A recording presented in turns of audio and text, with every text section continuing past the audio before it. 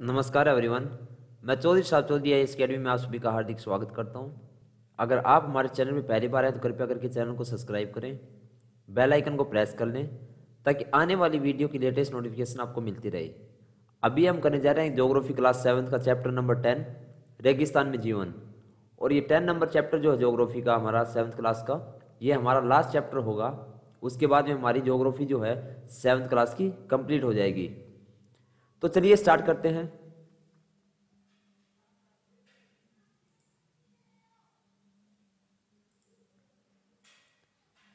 सबसे पहले आपको क्या दिया गया है?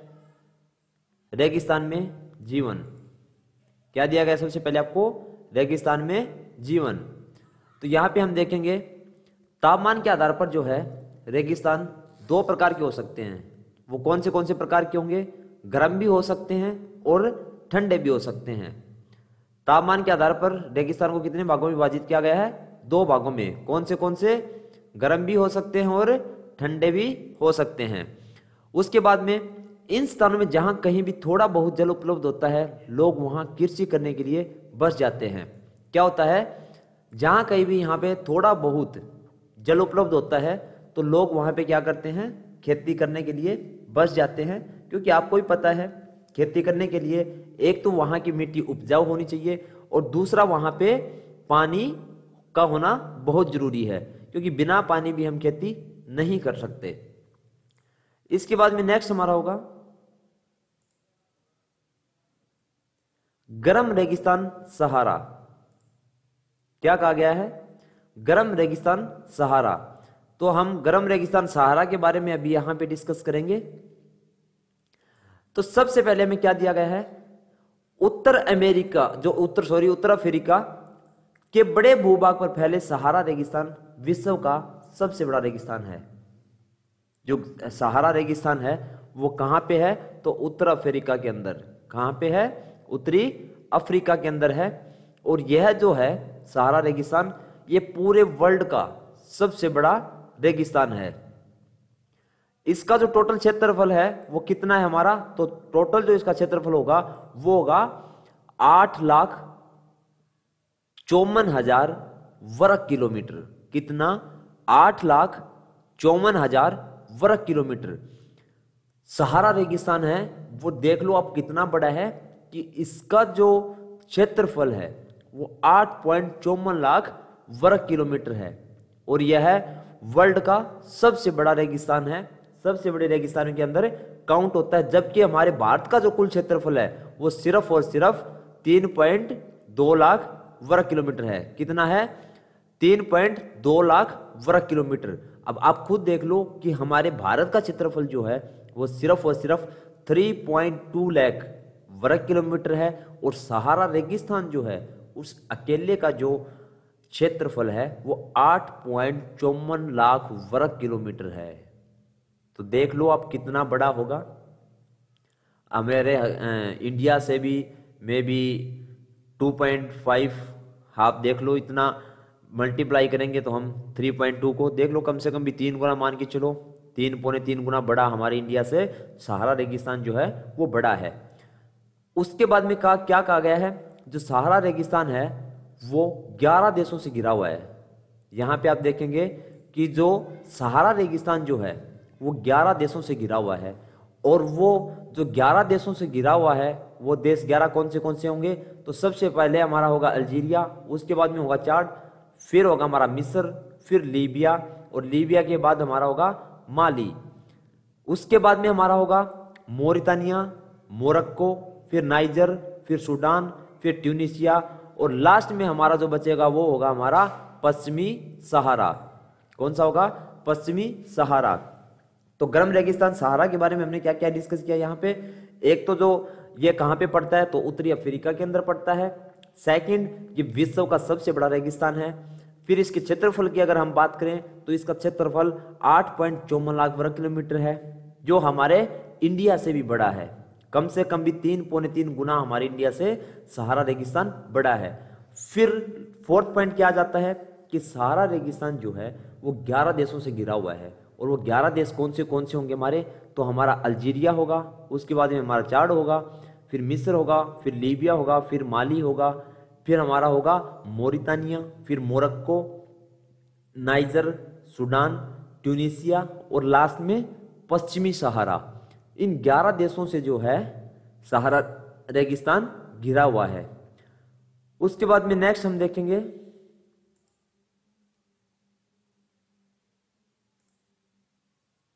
यहां पे मैप के द्वारा हम देखेंगे जो सहारा रेगिस्तान है वो कौन से उनसे घिरा हुआ है।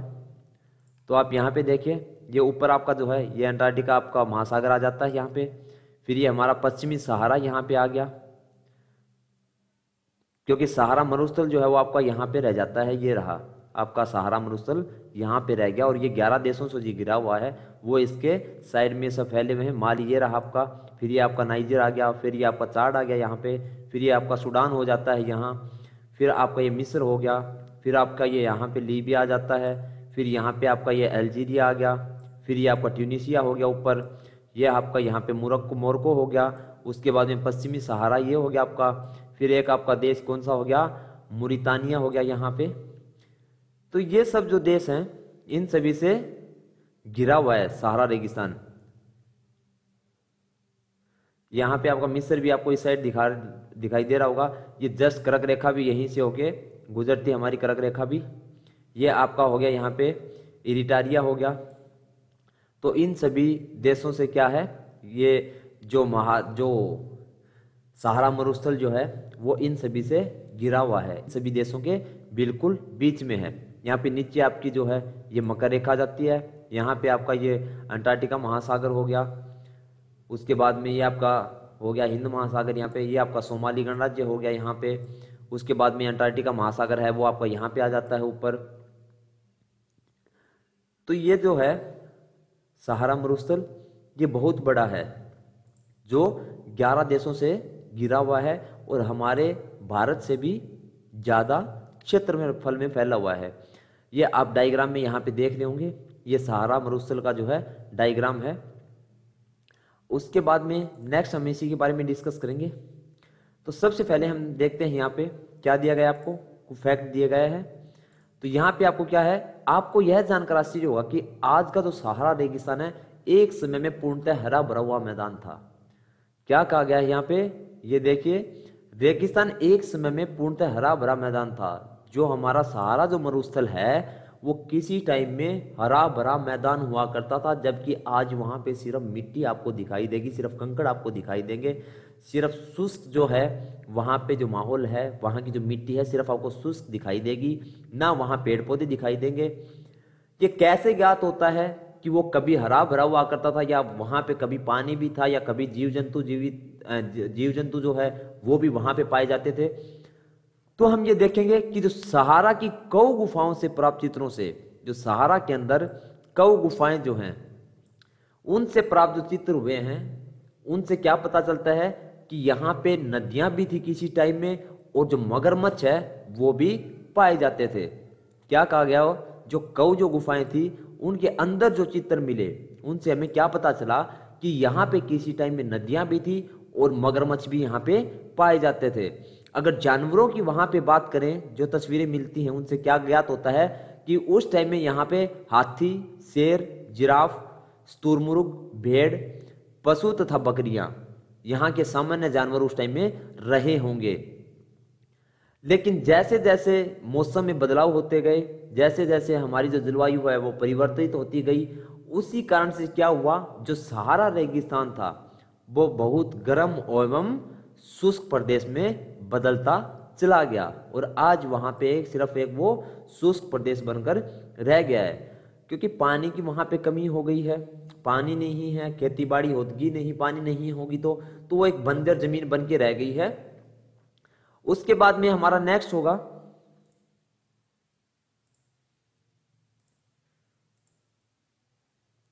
जलवायु।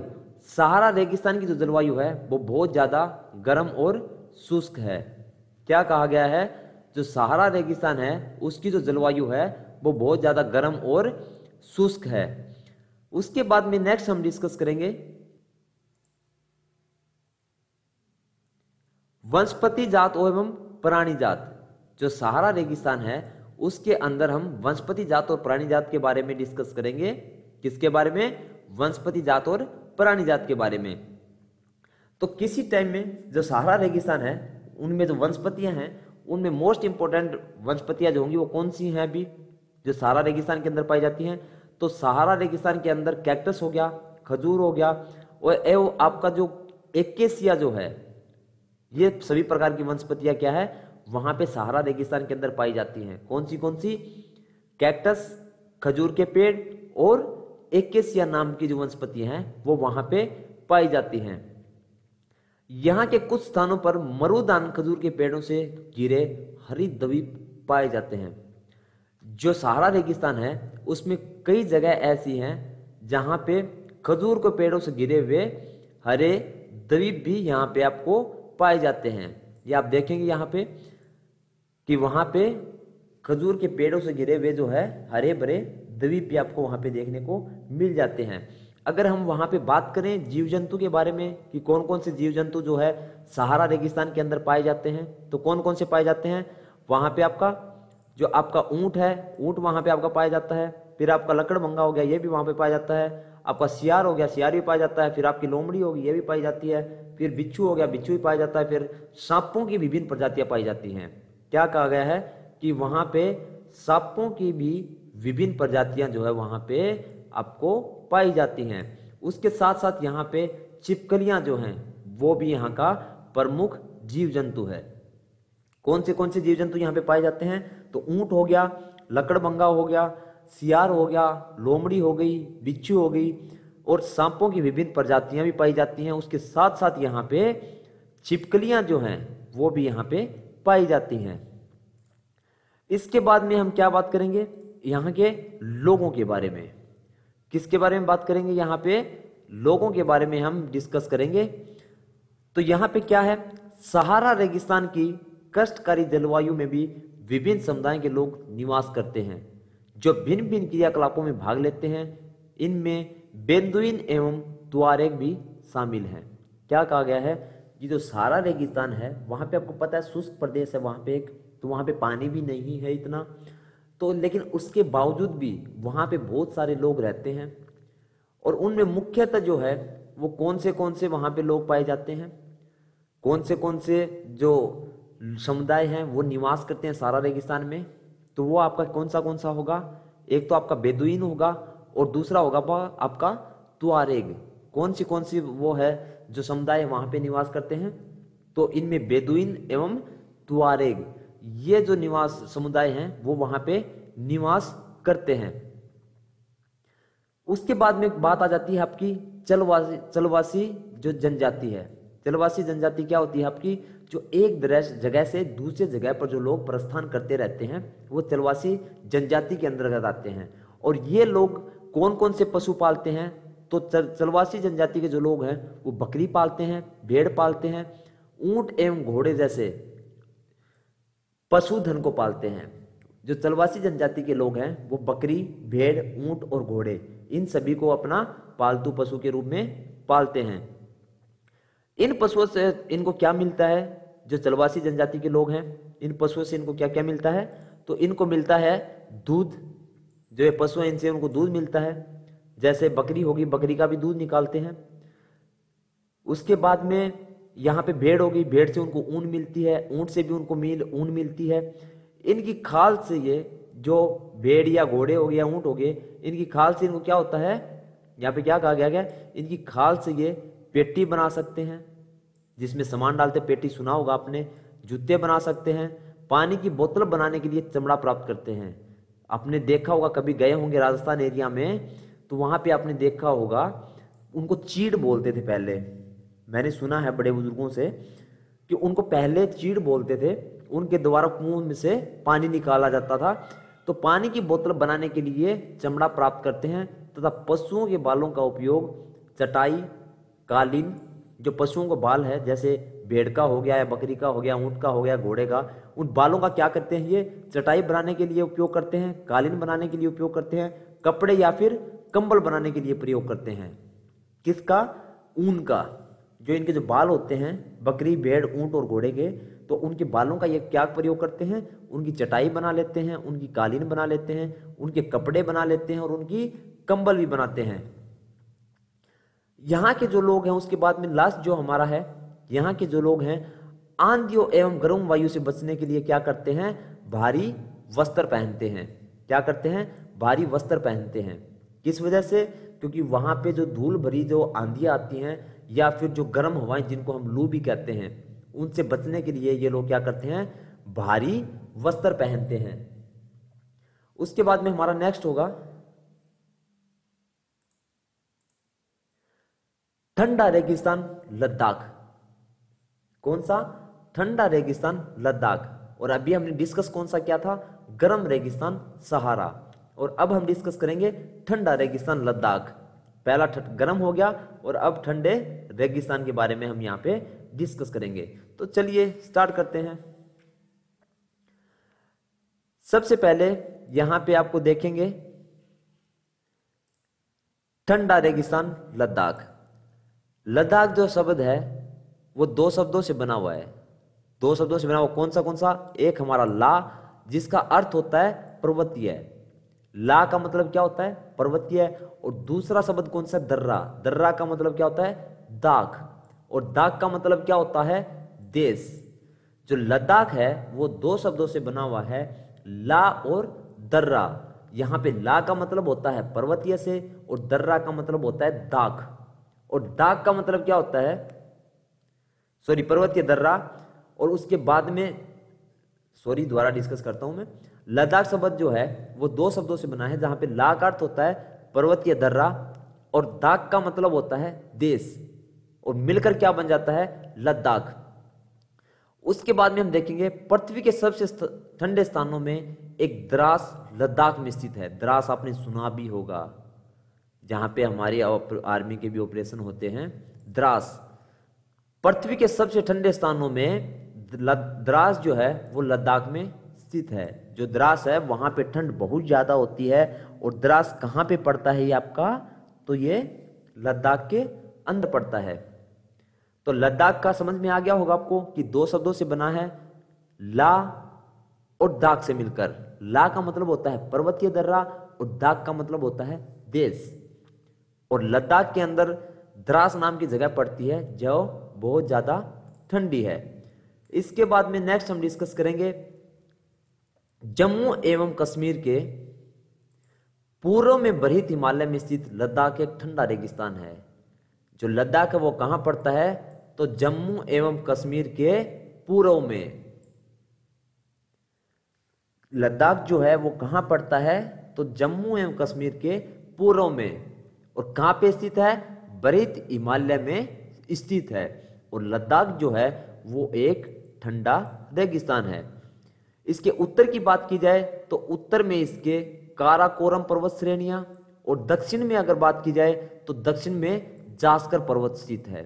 जो लद्दाख है इसके बारे में क्या कहा गया है कि इसके उत्तर में जो है कौन सी पर्वत श्रेणियां हैं, तो जो काराकोरम जो पर्वत श्रेणियां हैं वो इसके उत्तर में स्थित है। और अगर इसके दक्षिण की बात अगर की जाए तो दक्षिण में इसके जास्कर पर्वत स्थित है। इसके बाद में लास्ट हमारा क्या होगा, लद्दाख से होकर अनेक नदियां बहती हैं। लद्दाख जो है वहां से बहुत सारी नदियां बहती हैं, जिनमें से प्रमुख कौन सी होगी, हमारी सिंधु नदी।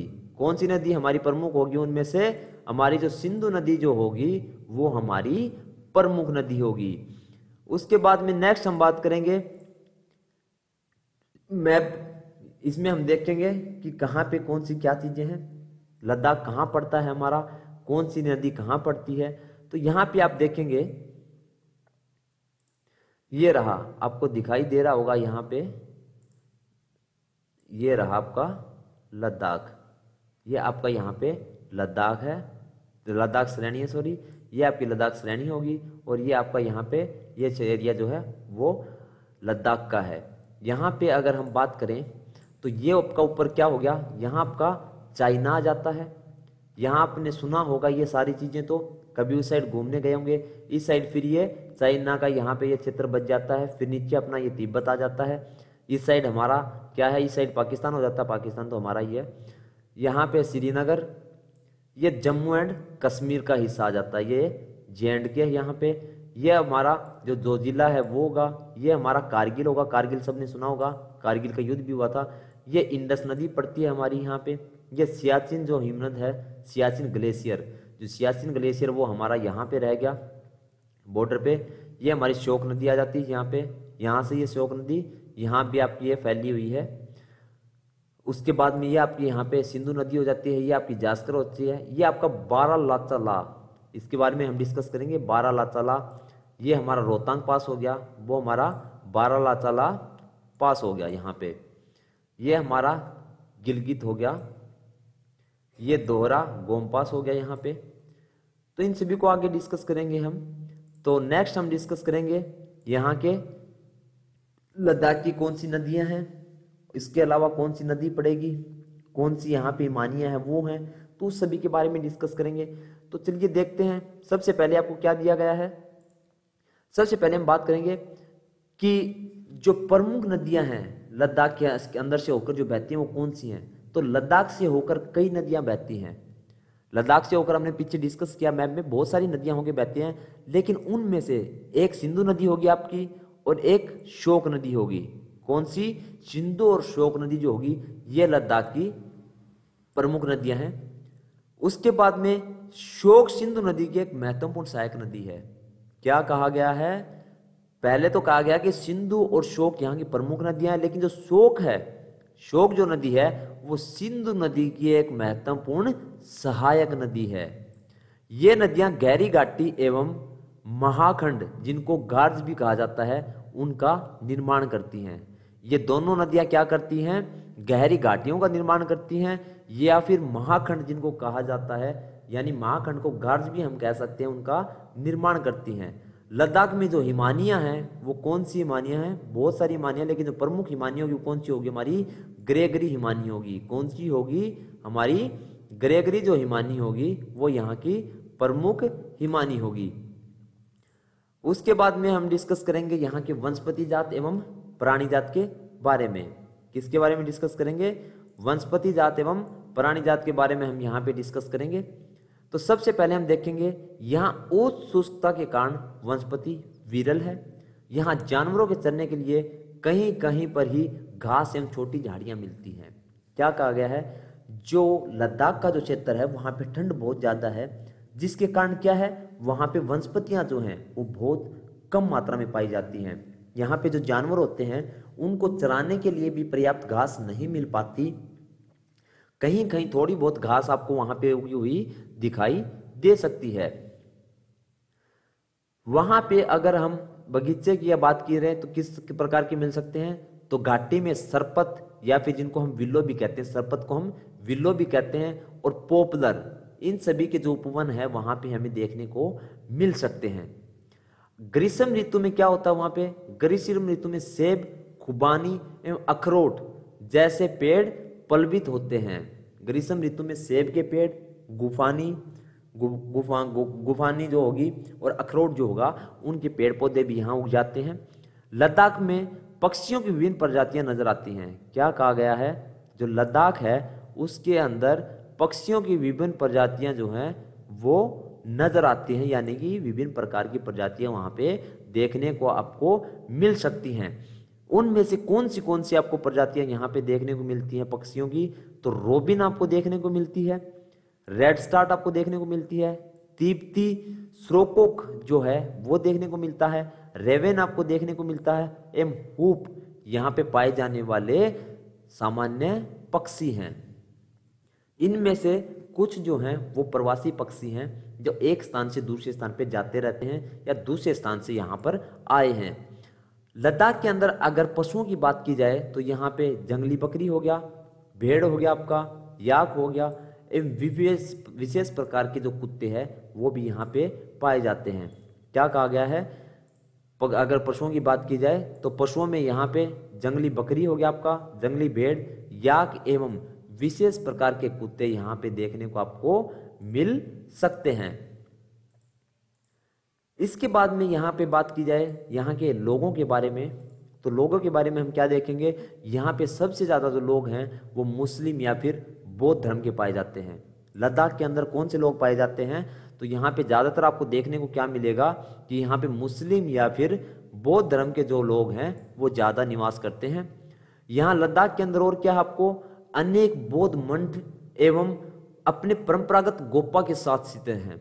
क्या कहा गया है? लद्दाख जो क्षेत्र है उसमें अनेक बौद्ध मठ जो हैं अपने परंपरागत गोपा के साथ स्थित है। यहाँ पे आपको लद्दाख के अंदर बौद्ध मठ भी बहुत ज़्यादा देखने को मिलेंगे, क्योंकि वहाँ पे जो पॉपुलेशन रहती है वो ज़्यादातर मुस्लिम और बौद्ध ही होती है।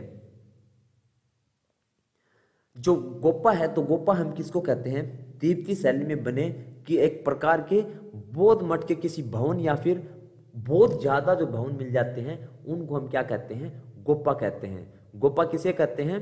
तिब्बती शैली में बने किसी प्रकार के बौद्ध मठ के भवन, जो बौद्ध मठ होता है उस प्रकार के भवन बने हों या फिर एक से ज्यादा भवन बने हों, तो उनको हम क्या कहते हैं? गोपा कहते हैं। यहाँ पे आप ये देखेंगे, गोपा तिब्बती शैली में बने एक प्रकार के बौद्ध मठ के भवन या भवनों को कहते हैं। उसके बाद में नेक्स्ट हम देखेंगे, भिक्षुओं की सुरक्षा के लिए मजबूत दीवारों और द्वारों से घिरे यह भवन साधना, पूजा, धार्मिक शिक्षा एवं भिक्षुओं के निवास स्थान है। क्या निवास स्थान है? जो गोपा कहा गया है या फिर जो बौद्ध मठ कहा गया है, ये क्या है? जो भिक्षु होते हैं उनकी सुरक्षा के लिए बने हुए होते हैं। इनकी दीवारें जो होती हैं वो बहुत ज़्यादा मजबूत होती हैं। इनके जो गेट होते हैं, जिन जो डोर होते हैं इनके, वो भी बहुत ज़्यादा सख्त बने होते हैं, जिनको कोई जल्दी तोड़ भी ना पाए। ये भवन किस प्रयोग में लाए जाते हैं? तो कोई साधना, आराधना, पूजा करने के लिए, या फिर किसी को कोई धार्मिक शिक्षा देनी है उसके लिए इनका प्रयोग किया जाता है, या फिर वो जो बौद्ध भिक्षु जो हैं उनके रहने के लिए इनका प्रयोग किया जाता है। अगर कुछ यहाँ पे प्रसिद्ध जो मठ हैं उनकी अगर हम बात करें कि जो प्रसिद्ध मठ जो होंगे लद्दाख में बौद्ध भिक्षुओं के, तो कौन से होंगे? तो प्रसिद्ध मठ होंगे, हेमिस होगा, ठीक से होगा, एक से एवं लामायुरु होगा। कौन सा? अगर प्रसिद्ध मठ की बात की जाए तो पहला हमारा होगा हेमिस, दूसरा हमारा होगा ठीक से, तीसरे हमारा होगा से एवं लामायुरु। ये जो है यहाँ के प्रसिद्ध मठ हैं। दोबारा देखते हैं हम कौन से प्रसिद्ध मठ हैं। तो हेमिस, ठीक से एवं लामायुरु। ये देखेंगे आप डायग्राम, हम ये ठीक से मठ का डायग्राम है। उसके बाद में नेक्स्ट हम देखेंगे लद्दाख की राजधानी जो है वो कौन सी है? तो लद्दाख की राजधानी लेह होगी। लेह लद्दाख आपने एक साथ नाम लेते सुना होगा। तो लद्दाख की जो राजधानी है वो लेह है, और ये सड़क एवं वायुमार्ग द्वारा भली भांति जुड़ी हुई है। जो लेह है, लद्दाख की जो डिस्ट्रिक्ट है लेह, वो सड़क एवं वायु मार्ग द्वारा भली भांति जुड़ी हुई है। राष्ट्रीय राजमार्ग ए लेह को, जो राष्ट्रीय राजमार्ग हमारा ए है वो लेह को जोजिला दर्रा होते हुए कश्मीर घाटी से जोड़ता है। जो हमारा एनएच ए है वो लेह को क्या करता है? जोजिला दर्रा से होते हुए कश्मीर घाटी से जोड़ता है। लद्दाख को हम क्या कहते हैं? लद्दाख को खापा चानबी कहते हैं। लद्दाख को क्या कहते हैं? खापा चानबी कहते हैं। और उसका मतलब क्या होता है? उसका मतलब होता है हिम भूमि। लद्दाख को हम क्या कहते हैं? खापा चानबी कहते हैं, और उसका मतलब हम देखें तो क्या होगा? हिम भूमि होगा। उसके बाद में देखेंगे मनाली लेह राजमार्ग 4 दर्रों से गुजरता है। जो मनाली लेह राजमार्ग जो है वो 4 दर्रों से होकर गुजरता है। वो कौन से होंगे? तो पहला दर्रा तो हमारा होगा रोहतांग ला। कौन सा होगा? रोहतांग ला। अगर आप कभी लद्दाख गए होंगे तो आपने देखा भी होगा रोहतांग ला। दूसरा हमारा होगा बारालाचा ला, और तीसरा हमारा होगा लुंगा लाचा। कौन सा होगा? लुंगा लाचा ला। और चौथा हमारा होगा टैंगलंग ला। तो 4 दर्रे, 4 हमारे कौन से दर्रे होंगे? रोहतांग ला, बारालाचा ला, लुंगा लाचा ला एवं टंगलक ला। यह राजमार्ग केवल जुलाई से सितंबर के बीच में खुलता है। यह जो राजमार्ग है यह कब खुलता है? जुलाई से सितंबर के बीच में खुलता है, जब इस मार्ग से क्या होता है? बर्फ को हटा दिया जाता है। क्योंकि यह रास्ता बर्फ गिरने के कारण क्या होता है? बंद हो जाता है। लेकिन जब इस बर्फ को हटा दिया जाता है तो ये जुलाई से सितंबर के लिए खोल दिया जाता है आम जनता के लिए। ये आप डायग्राम में देखेंगे बारालाचा ला का डायग्राम है ये। तो इसके साथ हमारी जो ज्योग्राफी है क्लास 7th की वो कंप्लीट हो जाती है। और वीडियो को कमेंट करके ज़रूर बताएं आपको कैसी लगी, कोई दिक्कत आ रही है आपको, समझाने का तरीका आपको अगर समझ में ना आ रहा हो कुछ तो कमेंट करके बताएं, ताकि उससे हमें भी पता चल जाए कि कहीं किसी बच्चे को कोई दिक्कत जो है या कोई परेशानी जो है वो फेस करनी ना पड़ रही हो। तो चलिए मिलते हैं नेक्स्ट वीडियो में, तब तक के लिए बाय बाय।